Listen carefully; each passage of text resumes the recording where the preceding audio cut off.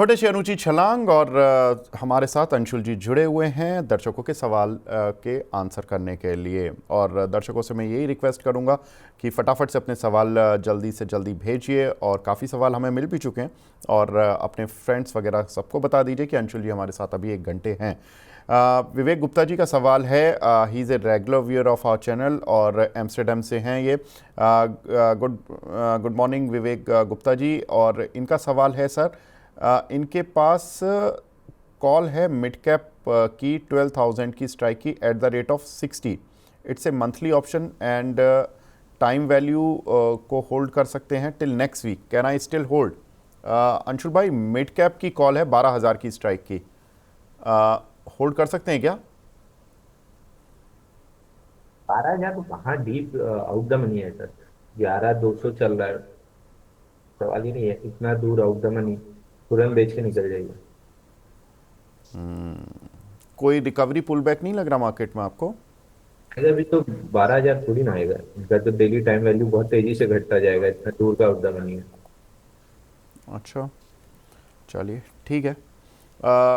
रोहित निगम जी पूछ रहे हैं कि अंशुल सर, एंजल वन 2,400 रुपये के लिए हुए हैं, क्या करें? आज एंजल वन में तेज गिरावट है, एक्चुअली आज तो सारे ही गिरे हुए हैं, लेकिन एंजल वन के नेक्स्ट वीक रिजल्ट भी हैं। अंशुल जी क्या करना है इसमें? 2,333 रुपये आ गया है आज। एक बार होल्ड करना चाहिए सर। कल ब्रेकआउट दिया था, आज वर्टिकली फेल हुआ है, लेकिन मार्केट का प्रेशर बहुत ज्यादा है, इसलिए लग रहा है फेल हुआ है। जब तक ये काउंटर 2280 2250 की जोन होल्ड कर रहा है, एक बार उम्मीद है कि 2,700 रुपये तक जा सकता है। तो मैं यहाँ पे एग्जिट की सलाह तो नहीं दूंगा, 2250 2280 की जोन में प्रोटेक्शन मिलना चाहिए इसको। 2,700 तक एक बार आ सकता है। ठीक है। प्रवीण जी का सवाल है, कर्नाटका से, डेली व्यूअर हैं। Thank you Praveen ji. Tata steel इन्होंने बाय किया, बाइंग जोन पूछ रहे हैं, और गेल इन्होंने 164 का लिया हुआ है। पूछ रहे हैं कि गेल में प्रॉफिट बुक कर लें, ये क्या करें? और टाटा स्टील के लिए बाइंग जोन पूछ रहे हैं। और देखिए, टाटा स्टील तो अब मैं इस पे बहुत ज्यादा डिस्कशन नहीं कर पाऊंगा, क्योंकि अब टाटा स्टील मैंने खुद खरीदना स्टार्ट कर दिया है। तो अब बाई सेल की रिकमेंडेशन इस पे मेरी तरफ से नहीं रहेगी, सेबी के डिस्क्लेमर की वजह से। बाइंग रेंज में आया है तो मैंने बाई करना स्टार्ट किया टाटा स्टील। गेल में 187 जब भी निकलेगा, 203 रुपए तक की मूव आती हुई दिखेगी। फिलहाल 187 176 की जोन में चल रहा है। मैं जोन के लोअर एंड पे बायर नहीं हूँ, मुझे ब्रेकआउट चाहिए 187 के ऊपर, मैं तभी बाई करूंगा। तो अगर फ्रेश बाइंग देख रहे हैं, 187 निकलने के बाद ही बाई कीजिए। 176 मेजर सपोर्ट है। ठीक है। रोहित निगम जी भी यही सवाल पूछ रहे हैं, एंजल वन वाला। आगे बढ़ते हैं। अंकित जी बोल रहे हैं, सर साउंड स्लो आ रहा है। चलिए और थोड़ा तेज़ बोलने की कोशिश करते हैं, अगर साउंड स्लो आ रहा है तो। आई वुड रिक्वेस्ट प्रवीण जी, रोहित जी, एक सवाल को एक बार लिख दीजिए करिए, हम शुरुआत में ही ले लेंगे, ऐसा कोई प्रॉब्लम नहीं है। रोहन पटेल जी बोल रहे हैं, good morning and big fan of money 9 and Anshul sir. Thank you Rohan ji. And Vedanta में फ्रेश बाइंग कर सकते हैं क्या? ये आज मेटल स्टॉक भी काफी तेजी से पिटे हैं। वेदांता अपना 416.90 का सपोर्ट जोन नहीं प्रोटेक्ट कर पा रहा है। तो अगर क्लोजिंग बेसिस पे 416.90 के ऊपर आगे क्लोज करता है तो एक बार के लिए बाइंग कर सकते हैं, नहीं तो फिलहाल तो नहीं दिख रहा है बाइंग करने लायक। तो अगर ये 416 के नीचे क्लोज करता है तो प्रीवियस स्विंग लो 393 380 की जोन टेस्ट कर सकता है। पर अंशुल जी, जिस तरह से मेटल में सेल ऑफ आया है, आप टाटा स्टील पर ऑफ कोर्स ज़्यादा डिस्क्लेमर आपने दे दिया है कि आप खुद बाय कर रहे हो, इसलिए आप रिकमेंड नहीं कर पा रहे हो। लेकिन हाँ, ये दर्शकों को एक इंडिकेशन तो है कि जब हमारे स्टॉक एक्सपर्ट खुद अपने क्लाइंट्स या खुद बाय कर रहे हैं पर्सनल लेवल पर, तो डेफिनेट सी बात है कि उनको बाइंग लेवल तो दिख रहा होगा। लेकिन मैं ये पूछना चाह रहा हूँ कि बाकी मेटल में भी कोई ठीक लग रहा है क्या आपको? हिंडाल्को, सेल, इनको भी आप काफ़ी क्लोजली देखते हैं? सर हिंडाल्को भी ठीक लग रहा है, सपोर्ट जोन में आ रहा है। लेकिन एक चीज वापस क्लियर कर दूं, आपके और मेरे बाइंग, आप मतलब जो दर्शक देख रहे हैं, आपके और मेरे बाइंग में एक चीज का अंतर है कि मैं स्टॉप लॉस पे निकल भी जाऊंगा। मैं फटाफट अपना लॉस बुक करके भी निकल जाता हूँ, क्योंकि मेरे लिए मार्केट रोज खुलता है, मेरे को रोज अपॉर्चुनिटी मिलती है। मैं किसी एक शेयर से शादी करके नहीं रखता हूँ। मेरे लिए ये फ्लर्टिंग की तरह है, आया पैसा दिया ठीक, स्टॉप लॉस कटा तो लॉस बुक करके भी मैं निकल जाऊंगा। तो इस अंधे भरोसे में मत खरीद लीजिएगा कि मैंने लिया है तो बढ़ ही जाएगा। मेरे भी बहुत स्टॉप लॉसेज जाते हैं, तो इस अंधे भरोसे में अगर आप खरीद रहे हैं कि मैंने खरीदा है वो बढ़ ही जाएगा, मैं स्टॉप लॉस पे निकल भी जाता हूँ। आपको एक प्राइम एग्जांपल दे देता हूँ, पार ड्रग्स। 20% के सर्किट में आधे से ज्यादा लोग नहीं निकले, उसको एक्स्ट्रापोलेट करने लगे कि और चलेगा और चलेगा। मैं अपने क्लाइंट्स का बेच के निकल चुका, अगले दिन उसमें कॉर्पोरेट गवर्नेंस की न्यूज आ गई, उस शेयर कहाँ का कहाँ आ गया। जिन्होंने नहीं भी बेचा उनका अगले दिन जबरदस्ती करके बिकवा दिया था कि कॉर्पोरेट गवर्नेंस आ गया है, पहले इससे बाहर निकलो, हम्म। जिसका देखा जाएगा। पहले अपनी कैपिटल सेव करो, जो जनरली रिटेल लोग नहीं करते हैं। तो किसी को भी ब्लाइंडली फॉलो मत कीजिए, और अगर ब्लाइंडली फॉलो कर रहे हैं तो उसका स्टॉप लॉस पहले ब्लाइंडली फॉलो कीजिए। टारगेट वारगेट अगर नहीं कर रहे हैं तो कोई दिक्कत नहीं आएगी, बट स्टॉप लॉस तो एटलीस्ट ब्लाइंडली फॉलो करना ही पड़ेगा। दैट बीइंग सेड, हिंडाल्को भी एक सपोर्ट जोन के अंदर आ चुका है वीकली चार्ट के, बट कैंडल थोड़ी सी वीक है। मैं थोड़ा सा और एविडेंस का वेट करूंगा, क्योंकि 23,050 मेरे को लग रहा था कि ये होल्ड होना चाहिए, अभी हम उसके नीचे चल रहे हैं। तो 23,050 के ऊपर आके हम सस्टेन करना स्टार्ट करते हैं निफ्टी पे, तो फिर रिलेटिव स्ट्रेंथ वाले जो सेक्टर्स हैं, जैसे प्राइवेट सेक्टर बैंक हो गया, मेटल हो गया, इनमें वापस से बाइंग करना स्टार्ट करेंगे। तो अब यहाँ से एक दो दिन का हमको वेट एंड वॉच अप्रोच ज्यादा रखना चाहिए, ताकि पहले इंडेक्स क्लियर कर ले। आप देखिए निफ्टी बैंक निफ्टी में क्लियर डाइवर्जेंस है। बैंक निफ्टी अभी भी हाई के पास खड़ा है, 8-10 दिन का भी हाई देखें तो उसके आसपास खड़ा है, और निफ्टी अपने हाई से 23,800 से 23,000 आ गया है। तो ये क्लियर डाइवर्जेंस है, और इसकी बड़ी वजह सीएनएक्स आईटी है। अगर आपको याद होगा 38,000 पे हम डिस्कस भी कर रहे थे कि जैसे ही 38,000 पे रिजेक्शन बनेगा, सीएनएक्स आईटी में तेज गिरावट आएगी। 8 दिन में गिर के 33,750 आ चुका है, और ये 31,300 की तरफ बढ़ रहा है। तो सेक्टर बाई सेक्टर पिटाई हो रही है, इसलिए मैं बोल रहा हूँ एक दो दिन पहले इंडेक्स को क्लियर कर लेने दीजिए, रुक रहा है कि नहीं रुक रहा है। अगर नहीं रुक रहा है तो मैं वापस कैश पे आ जाऊंगा, और आपको भी कैश पे आ जाना चाहिए। अगर रुक रहा है तो रिलेटिव स्ट्रेंथ वाले काउंटर्स बाई करेंगे। अभी रिलेटिव स्ट्रेंथ मेटल और प्राइवेट सेक्टर बैंक में है, तो अगर बाइंग किए तो यहीं पे बाइंग करना स्टार्ट करेंगे। ठीक है। काफ़ी कुछ सुपर चैट्स भी आ रही हैं। मोहम्मद जुनैद जी की सुपर चैट है गोल्डियम इंटरनेशनल पर, प्लीज़ सजेस्ट कर दीजिए अंशुल जी क्या करना है इस पर। देखिए सर, यही चीज हमने पहले भी डिस्कस की थी कि वीकर स्टॉक्स जैसे ही मार्केट में पुल बैक आएगा, थोड़ा सा डीप, नए लो बनाने लगेंगे। अब इसका जनवरी फरवरी का लो है 339, उसके आसपास आ गया है, और अब अगर 338 339 की जोन तोड़ता है तो इस काउंटर में अगली जो गिरावट बनेगी वो बनेगी वीकली स्विंग लो तक, जो कि है 304 रुपए पे। तो 339 टूटने के बाद 304 तक की डाउनसाइड आ जाएगी। वीकर काउंटर है, बाउंस बैक में बाउंस नहीं किया, गिरने में ब्रेकडाउन देने की तैयारी में बैठा है। ठीक है। एक हमारे दर्शक हैं रवि कुमार जी, ये पूछ रहे हैं कि जोमेटो फ्यूचर लिया हुआ है 256 पर, सर एडवाइस, जोमेटो फ्यूचर 256 पर सेल किया हुआ है, क्या करूं, होल्ड करूं या एग्जिट कर लूं, या फिर अपोलो हॉस्पिटल का फ्यूचर भी स्टॉप लॉस हिट हुआ है अंशुल सर। ठीक है, जोमेटो अगर आपके पास शॉर्ट है तो मेरे ख्याल से आपको होल्ड करना चाहिए, और अच्छे ऊपर के लेवल पे शॉर्ट किए हैं तो 220 करीब का स्टॉप लॉस ले लीजिए स्पॉट पे, और होल्ड कीजिए। एज एंड व्हेन जब भी ये 207 199 की सपोर्ट जोन तोड़ेगा, एक और डाउनसाइड आपको मिल सकती है। तो आप प्रॉफिट्स में है, प्रॉफिट्स पे ही रिस्क है, नहीं तो नहीं उसको अंशुल भाई, इन्होंने 206 का फ्यूचर सेल किया हुआ है। 256 मैंने सुना। 206, 206। 206 में शॉर्ट किया तो भी एक बार होल्ड कर सकते हैं 220 के स्टॉप लॉस से। इमीडिएट एक दो दिन में तो डाउनसाइड नहीं दिख रही है, बट इवेंचुअली ऐसा लग रहा है कि स्टॉक जो है अपना 199 का सपोर्ट तोड़ देगा। मेरे को बहुत कोई स्ट्रेंथ देखने के लिए नहीं मिल रही है। ठीक है। एक हमारे दर्शक हैं इंद्रपाल गोदरा जी, ये पूछ रहे हैं Anshul ji PSB Punjab and Sind bank के बारे में बताएं, इनके पास 45 रुपए के कुछ शेयर पड़े हुए हैं। सेम सेम पार्ट वाला हाल है सर। कॉर्पोरेट गवर्नेंस के इशू जैसे ही आए, 20% का गैप डाउन, और उसके बाद से कंटिन्यूसली आज फोर्थ डे पिटाई हो रही है। 30 रुपए 60 पैसे का मेजर सपोर्ट था, वो भी नहीं होल्ड किया, उसके नीचे आगे चल रहा है। तो अगर एक दो दिन में 30 रुपए 60 पैसे के ऊपर नहीं आता है, सपोर्ट रिक्लेम नहीं होता है वीकली बेसिस पे, क्योंकि हम वीकली चार्ट देख रहे हैं, वीकली क्लोजिंग इंपॉर्टेंट होगी जो आज शाम की आ जाएगी। 30 रुपए 60 पैसे के ऊपर अगर क्लोजिंग नहीं आती है तो 22 रुपए 70 पैसे तक की डाउन साइड इसमें खुल जाएगी। ठीक है। अंबर सिंघा जी पूछ रहे हैं कि Anshul sir good morning Amber ji, and 1.5 साल के लिए गेल और ओएनजीसी किस में इन्वेस्टमेंट करना चाहिए? गेल सर, गेल ओएनजीसी मेरी लिस्ट में कहीं से नहीं होता, एनी डे ठीक है। गेल। अच्छा, तो गेल में इन्वेस्टमेंट कर लें सर, ये लेवल ठीक है? गेल 187 के ऊपर मोमेंटम मिलेगा। देखिए ठीक, सबके प्रोस्पेक्टिव से, ट्रेडर के प्रोस्पेक्टिव से बात कर रहे हैं तो 187 के ऊपर ठीक होगा।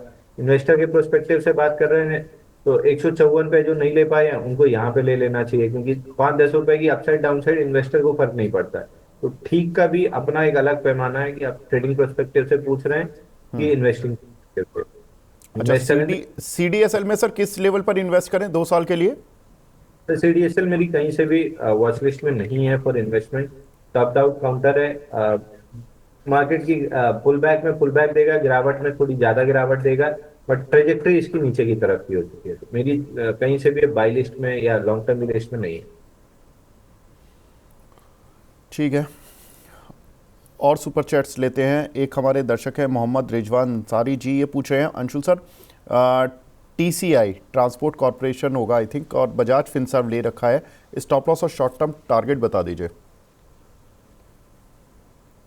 तो टीसीआई में ब्रेकआउट बनने की कोशिश हो रही थी, आज फेलियर हुआ है। 1136 ये लेवल निकालना बहुत जरूरी है। अगर निकलता है तो 1247 तक आ सकता है। इमीडिएट सपोर्ट नीचे में थोड़ा सा ज्यादा नीचे 1040 के आसपास। तो ट्रेड तो कुछ भी नहीं बन रहा है इसमें। या तो 1040 के पास बुलिश एविडेंस मिले तो बाई करना है, या 1135 1140 निकले तो बाई करना है। फिलहाल तो इसमें दोनों चीज नहीं बन रही है। जब ब्रेकआउट या सपोर्ट आ जाएगा, वहां पे एविडेंस मिलेगा, उसके बाद स्टॉप लॉस निकल के आएगा। सर दूसरा काउंटर कौन सा था? सब बजाज फिनसर्व। बजाज फिनसर्व में बहुत ज्यादा दिक्कत नहीं लग रही है। बजाज इतनी तेजी से गिरा, लेकिन स्टॉक अपना 20 डे मूविंग एवरेज होल्ड कर रहा है। इवेंचुअली जब थोड़ा सा इंडेक्स सेटल आउट हो जाएगा, वापस से अपवर्ड ट्रेजेक्टरी 2050 की स्टॉक आराम से पकड़ लेगा। तो होल्ड करके रखिए। स्टॉप लॉस फिलहाल चूंकि पुल बैक, बिना पुल बैक के ऊपर गया था, तो स्टॉप लॉस अभी भी थोड़ा सा नीचे है। अगर डेली पे भी स्विंग लो पे लगाएंगे तो 1827 1825 के आसपास आता है। थोड़ा सा वेट एंड वॉच अप्रोच रखिए। यहाँ से जैसे ऊपर चलना चालू करेगा तो एक स्विंग लो बनेगा डेली पे, तो स्टॉप लॉस अपवर्ड रिवाइज हो जाएगा। तो फिलहाल के लिए 1825 ही बन रहा है। ठीक है। एक हमारे दर्शक हैं अबरार शेख जी, ये पूछ रहे हैं बीएल और कैस्ट्रॉल में फ्रेश एंट्री कर लें क्या, और करनी है तो कहाँ करें? तो बीएल में एंट्री नहीं बनती है। 300 रुपए जो 267 से 300 तक का मूव हमने प्ले किया था, लगभग मनी नाइन पे रोज ही डिस्कस किया था। 300 टच करने के बाद जो रिएक्शन है वो हार्ड है। मैं अब इस काउंटर में फिलहाल बायर नहीं हूँ। दो ही चीज हो सकती है, या तो 300 260 से 300 की रेंज बना लेगा, या फिर ये डाउनवर्ड ट्रेजेक्टरी अपनी कंटिन्यू रखेगा। दोनों केस में आपका पैसा नहीं बनेगा, लॉन्ग साइड में अवॉइड कर देना ज्यादा बेटर है। सर दूसरा काउंटर बीएल के बाद कैस्ट्रॉल। कैस्ट्रॉल में भी फाइनली 206 का लेवल प्रोटेक्ट नहीं हो रहा है। तो अब यहाँ से अपसाइड तो बहुत उम्मीद कम हो गई है। वीकली और मंथली चार्ट पे भी जो कैंडल्स बनी है बहुत अच्छी नहीं बनी है। तो आई वुड सजेस्ट कि अगर आप नया बाइंग की सोच रहे हैं, अवॉइड कर देना चाहिए। एक और दर्शक हैं प्रदीप दिदवानिया जी, इनका भी सुपर चैट पर क्वेश्चन आया है। इंट्रार्क बिल्डिंग, इस पर क्या लग रहा है आपको?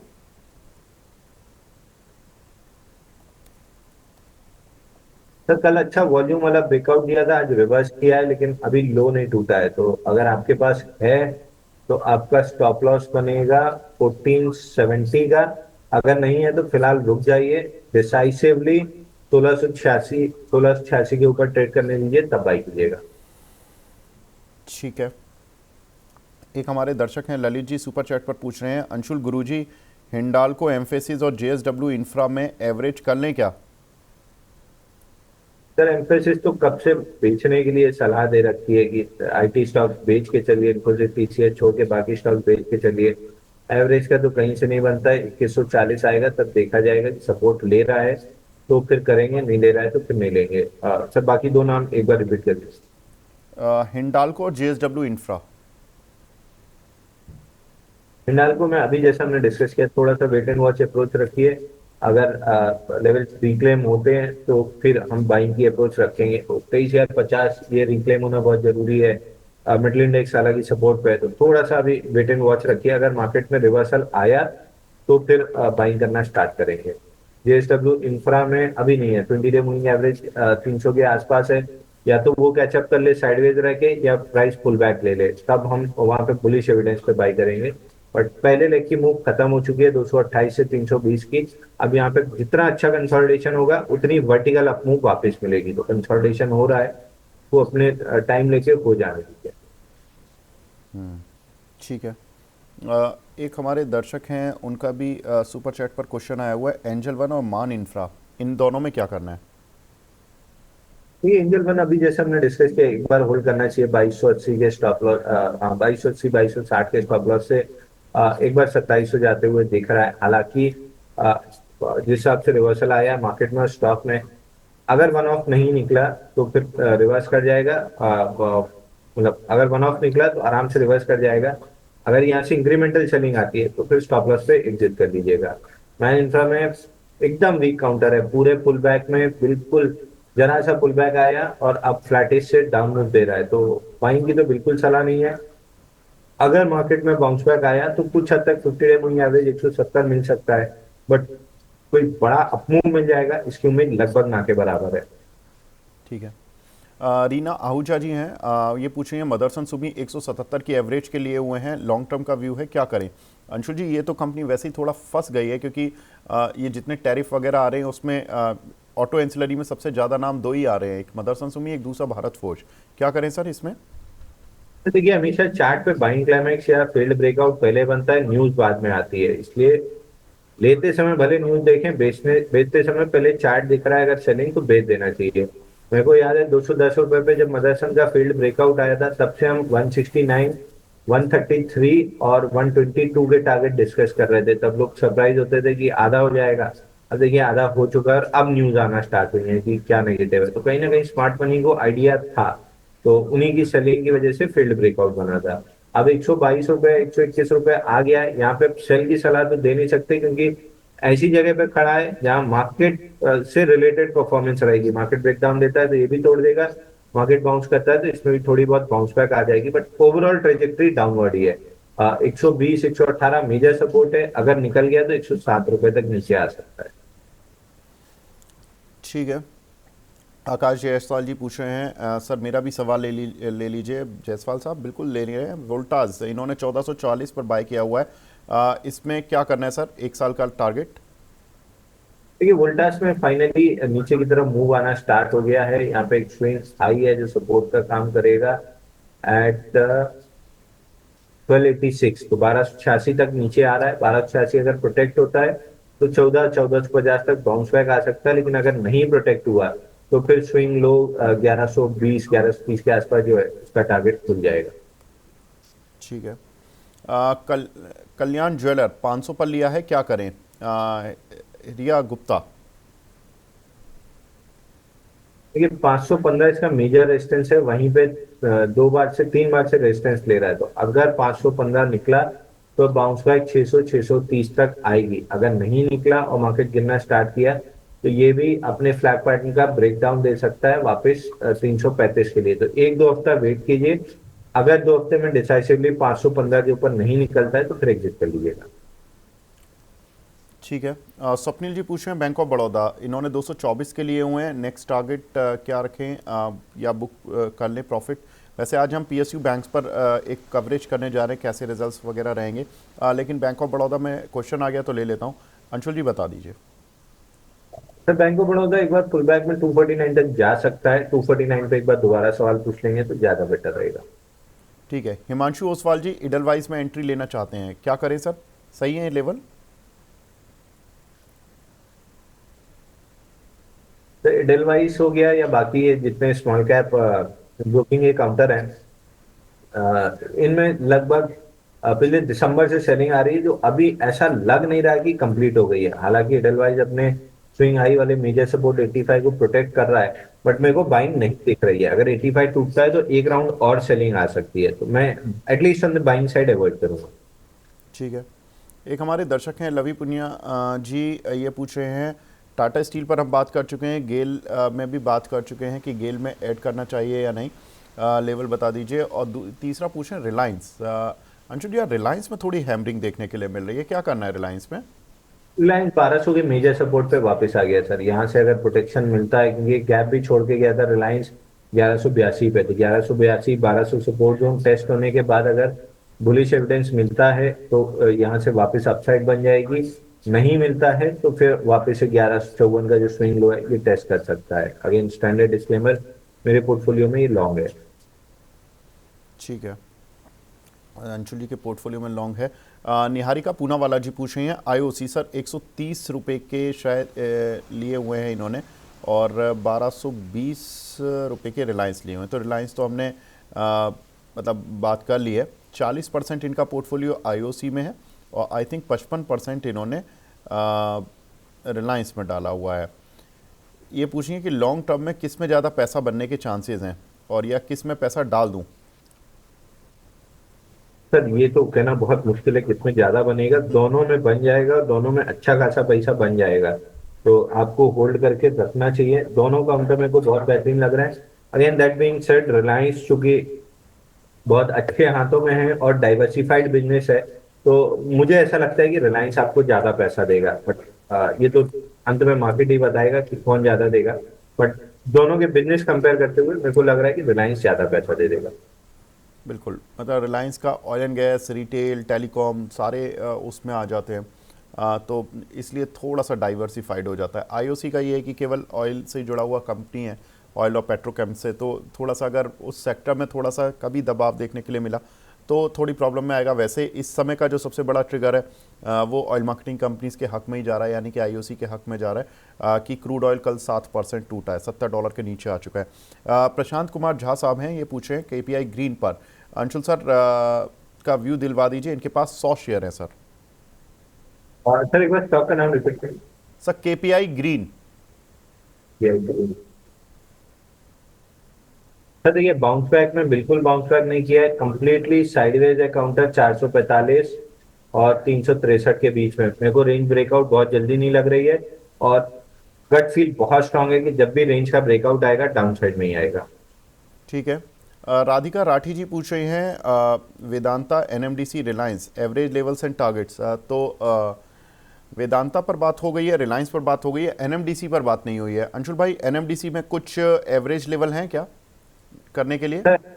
एनएमडीसी में देखिए, बॉक्स का ब्रेकआउट आया है, और बड़े बॉक्स का ब्रेकआउट है 6640 पे। आज उसी को रिटेस्ट कर रहा है 6675 6640। बट इतनी खराब कैंडल से रिटेस्ट कर रहा है कि एक बार आपकी घबराहट बढ़ना लाजमी है। नीचे 50 डे मूविंग एवरेज 6550 है।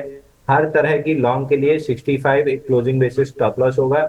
65 निकलता है तो फिर एग्जिट करना है, नहीं तो यहाँ से अगर काउंटर चला तो फिर आपको एक बार 80 रुपए तक जाते हुए दिख सकता है। ठीक है। आशिफ पटेल जी हैं, पूछ रहे हैं बीईएमएल में क्या करें सर, और ले सकते हैं क्या? बीएमएल एक बार ले सकते हैं सर, जिस हिसाब से वॉल्यूम आया था 2 दिन का और पिछले 4 दिन का करेक्शन है, मोस्ट लाइकली ये स्टॉक रिवर्सल में एक बार आपको वापस 3400 3500 तक के लेवल दे सकता है। बट अगर आप स्टॉप लॉस ले सकें यहाँ पे 2740 का, तो ही लीजिएगा, क्योंकि प्रोबेबिलिटी 50-50 है कि स्टॉप लॉस कट भी सकता है। ठीक है। एक हमारे दर्शक हैं कबीर जी, ये पूछे हैं परसिस्टेंट सिस्टम का सपोर्ट लेवल क्या है सर? परसिस्टेंट, सर परसिस्टेंट में सपोर्ट 5061 का था, जो हम काफी समय से डिस्कस कर रहे थे कि 5061 इसका मेजर सपोर्ट है। अगर ये सपोर्ट टूटता है तो काउंटर में फिर नेक्स्ट वीकली स्विंग लो 4394 का टारगेट खुलेगा। आप देखिए, लगभग ये जो आईटी में पिटाई हुई है उनमें 5-6 दिन में न सिर्फ सपोर्ट तोड़ा है, बल्कि 2 ही दिन में टारगेट की तरफ भी बढ़ गया। तो 4394 टारगेट है, वहां तक स्टॉक आते हुए दिख रहा है। एक हमारे दर्शक हैं राजेश पंत जी, ये पूछ रहे हैं दुबई से। थैंक यू पंत साहब, आप दुबई से देख रहे हैं, बहुत अच्छी लगा। कीरी इंडस्ट्री में एवरेज कर सकते हैं क्या? कीरी इंडस्ट्री नहीं सर, ये स्ट्रक्चर तो अच्छा बना रहा है, लेकिन वीकली पे विक्स देखते हुए लग रहा है कि डिस्ट्रीब्यूशन ज्यादा हो रहा है, एक्यूमुलेशन कम हो रहा है। या तो डिसाइसिवली 701 रुपए के ऊपर ट्रेड करे तो कंफर्म होगा कि हाँ स्टॉक बुलिश है, नहीं तो इसी हिसाब से साइडवेज चलाते चलाते किसी भी दिन ठोकना स्टार्ट करेगा तो 448 तक आराम से नीचे आ जाएगा। ठीक है। एक हमारे दर्शक हैं कौशिक डे के नाम से इनका आईडी बना हुआ है, डोडला डेयरी, ये इन्होंने 1135 पर लिया हुआ है, 1139 चल रहा है। अंशुल जी वहीं चल रहा है जहाँ पर इन्होंने लिया है। डेयरी प्रोडक्ट्स को लेकर काफ़ी कुछ खबरें आई थी कि न्यूजीलैंड से भी हम फ्री ट्रेड एग्रीमेंट साइन कर सकते हैं। अमेरिका भी कह रहा है कि हम अपना जो एक्सपोर्ट है वो इंडिया में करना चाहते हैं, खासतौर से खाने पीने की चीज़ों को लेकर वो काफ़ी एग्रेसिव है। वो बोले चाइना, जापान, ये सारे लोग हमारे प्रोडक्ट्स पर ड्यूटी लगाए बैठे हैं, ड्यूटी हटाओ और हम एक्सपोर्ट करेंगे। कैसे दिख रहा है सर? डेयरी कंपनी है डोडला डेयरी। देखिए, डोडला डेयरी में 40 दिन का कपनल पैटर्न बना हुआ है और स्ट्रक्चर भी पॉजिटिव है। इस चीज में एक ही चीज मिसिंग है, वो है वॉल्यूम्स। क्योंकि अगर कप हैंडल बनना बड़ी बात नहीं है, आप 100 चार्ट खोलेंगे तो आपको उसमें से 80 में दिख जाएंगे। कप हैंडल पैटर्न के अंदर वॉल्यूम एक्टिविटी क्या है, क्या वो एक्यूमुलेशन है या एकदम ड्राइड अप खाली ऐसे ही बना है। तो ये ड्राइड अप खाली ऐसे ही बना हुआ पैटर्न है, बहुत कोई एक्यूमुलेशन वॉल्यूम दिख नहीं रहा है। तो मैं इस स्टॉक में अगर ब्रेकआउट आता भी है, टेक्निकली 1175 के ऊपर ब्रेकआउट आता है तो टारगेट 1338 का खुलेगा। केवल टेक्निकल कमेंट्री है, अगर आप उसको डेवलाइज इन द डिटेल में देखेंगे तो कोई भी एक्यूमुलेशन वॉल्यूम नहीं है। तो हाई लाइकली है कि शायद ब्रेकआउट फेल भी हो जाए, शायद ब्रेकआउट पास हो जाए। तो 50-50 चांस है। मैं इस टाइप के पैटर्न जनरली ना ट्रेड करता हूँ ना रिकमेंड करता हूँ, तो मेरी तरफ से अवॉइड लिस्ट है। बट केवल टेक्निकल पे जा रहे हैं तो 1175 तोड़ने पे आपको 1337 तक के टारगेट मिल सकते हैं। ठीक है। कुछ और सुपर चैट्स भी मिलने लगी हैं अभी। अब्दुल लतीफ़ जी का सवाल है साइंट पर, सर सेल कर दूं क्या? 1870 पर लिया था। Fine science sir. Cyient, Cyient CYIENT वाली कंपनी, साइंट लिमिटेड 1170 पर आ गया। ये तो 1870 पर इन्होंने लिया है। अंशुल जी 700 रुपये का लॉस पर वन वे गिर रहे हैं सारे आईटी काउंटर। कुछ लग रहा है सपोर्ट वगैरह? नहीं है सर, आईटी में कितना 38,000, जब पहले मतलब बहुत ऊपर से डिस्कस करते आ रहे थे कि 38,000 आएगा, 38,000 तोड़ता 31,300 आएगा। वीकली, जब वीकली स्ट्रक्चर नेगेटिव हो जाए किसी इंडेक्स का, तो उसमें एक आध दो इधर उधर स्टॉक कोई आउट परफॉर्म कर जाए अलग बात है, but majority of the counters पिटते ही है। साइंट 1644 पे मेरे को याद है कितनी बार हमने डिस्कस किया था कि 1644 2140 का बॉक्स बना हुआ है। जिस भी दिन ये 1644 तोड़ेगा, इसमें सीधा सीधा 1104 रुपए का टारगेट बनेगा, जो प्रीवियस ब्रेकआउट पॉइंट था। तो 1104 आते हुए दिख रहा है काउंटर। ठीक है। तृप्ता एलुवालिया जी का सवाल है, ये भी सुपर चैट पर है। पिडीलाइट टेनी view sir, is it a good buy? ठीक है, अभी अविनाश जी भी जैसे बता के गए कि क्रूड के फॉल की वजह से इनके रिजल्ट्स थोड़े से अच्छे आएंगे, तो मेरे ख्याल से रिजल्ट का वेट करना चाहिए एक आध क्वार्टर। अगर ठीक रहता है तो इसमें 2763 का अपना सपोर्ट जोन प्रोटेक्ट किया है वीकली पे और बाउंस बैक कर रहा है, तो 3028 तक आ सकता है। 3028 के ऊपर टिकता है तो स्ट्रक्चर वापस से बुलिश हो जाएगा। वैसे फॉलिंग चैनल के अंदर भी है और स्ट्रक्चर का रेजिस्टेंस दोनों वहीं पे आता है, तो वहां पे थोड़ा सा अटक सकता है। बट वहां तक एक बार आ रहा है, वहां क्या करेगा ये वहां पहुंचने पे देखेंगे। ठीक है। राघव गोयल जी पूछे JSW energy future sir buy किया हुआ है 570 पर, कब तक होल्ड करूं? हम से इतने वॉलेटाइल मार्केट में लोग फ्यूचर बाय कर लेते हैं, मेरा तो कलेजा कांप जाता है। सर एक भी अभी उठाने। तो दिखा दिया है। अच्छा, JSW इंफ्रा 516.50 4 दिन से प्रोटेक्ट कर रहा था, आज मार्केट की गिरावट में तोड़ा है। अगर ये क्लोज होते होते रिलेटिव स्ट्रेंथ दिखाता है और वापस 517 के 1690-17 इसके ऊपर आगे क्लोज करता है, तो फिर थोड़ी सी उम्मीद रहेगी कि 581 तक जाएगा। देखिए, अगर इसको ट्रेड भी करना था तो जब हम डिस्कस कर रहे थे मनी 9 पे कि 17 मार्च को इसमें 516 का ब्रेकआउट आ रहा है, 580 तक जाएगा, तब ट्रेड करना चाहिए था। अब तो रिवर्सल कर रहा है, यहाँ पे 50-50 चांसेस हो गए, तब एकदम 80% प्रोबेबिलिटी थी ये ऊपर जाएगा। वो हाई प्रोबेबिलिटी वाले एरियाज में अगर करेंगे तब जाके आपको फ्यूचर एंड ऑप्शन में प्रॉफिट होगा। डिलीवरी तो एक बार 19-20 आपके घर पे पड़ी है, इधर उधर करके कुछ किया जा सकता है। लिवरेज वाले काउंटर में आपको बहुत स्पेसिफिक होना पड़ेगा। लैंडमार्क ग्वालियर के नाम से एक आईडी बना हुआ है, ये पूछे हैं मोरपेन लैब, संवर्धना और NMDC, इन प्राइस पे किसको फ्रेश एंट्री करने के लिए कौन सा शेयर बेहतर है? मोरपेन था सर, दूसरा कौन सा था? मोरपेन, मदरसन सुमी और संवर्धना मदरसन और NMDC, इन तीनों में से कौन सा बेस्ट है जो कि इन लेवल्स पर एंट्री कर सकते हैं? दो स्टॉक तो डाउन ट्रेंडिंग है सर, मोरपेन लैब और मदरसन सुमी। मोरपेन लैब भी पिछले जुलाई, लगभग हाँ, जुलाई से अपन डिस्कस करते आ रहे हैं, जब ये टॉप आउट हुआ था कि नीचे करीब करीब 55-50 और 38-50 ये दो टारगेट रहेंगे। तो लगभग 42 का दो बना के पुल बैक दे रहा है 55-50 पे। अगर रिजेक्शन मिलता है तो वापस 38-50 का टारगेट खुल जाएगा। मदरसन ऑलरेडी हम डिस्कस कर चुके हैं कि एटलीस्ट बाई लिस्ट में तो नहीं है, सेल करना हो ना करना हो। तो बचा एनएमडीसी, जिसमें बेस ब्रेकआउट भी है और आज का पुल बैक भी है। तो अगर ये लेवल्स प्रोटेक्ट हो जाते हैं 66-67 के, तो वापस से इसमें 80 रुपए तक की अप मूव मिलेगी। तो अगर लेना ही है तो एनएमडीसी ही बेस्ट लग रहा है। तो तीनों में बेस्ट एनएमडीसी है। सिद्धू कुमार जी का सुपर चैट पर क्वेश्चन मिला है, बीएचईएल बाय कर सकते हैं या नहीं, अगर नहीं तो क्या बाय करें? सर मैं स्टॉक का नाम मिस कर गया। सब BHEL, Bharat heavy electric. Sir BHEL में 207 रुपए का लेवल प्रोटेक्ट हो रहा है और बॉक्स बन रहा है।